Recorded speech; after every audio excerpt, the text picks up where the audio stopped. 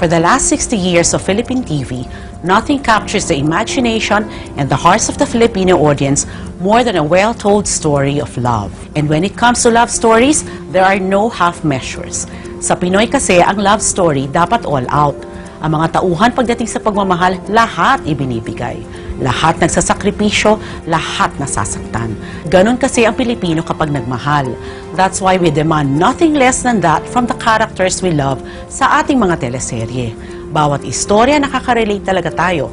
Damang-daman natin ang bawat luha, kilig na kilig tayo sa bawat kwento ng pag-ibig. Dahil ang mga kwento ng mga teleserye ay kwento ng pagmamahal. In celebration of 60 years of Philippine television, from the creators of the primetime game changer, Princess and I, and directed by the box office director, Kathy Garcia Molina, the reigning teen king and queen, Daniel Padilla and Catherine Bernardo, bibida sa pinaka-romantic na teleserye na surefire hit sa puso nyo.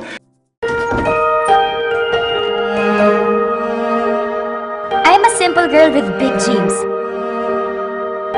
Kahit ano, gagawin ko. Kahit ano, papasukin ko.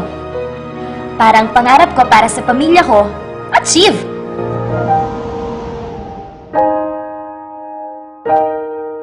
No distractions allowed. Love? It can wait.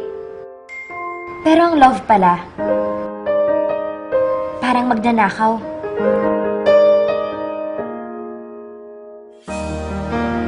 Hindi nagpapaalam. Dumarating nang hindi mo inaasahan.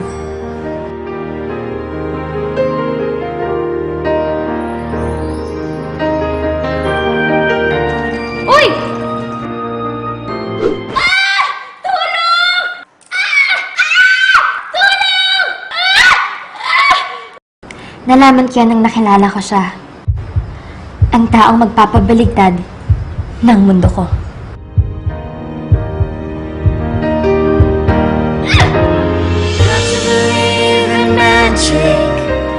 Something stronger than the moon above. Maniwala ka sa magic ng pag-ibig. Got to believe. Malapit na sa Primetime Bida.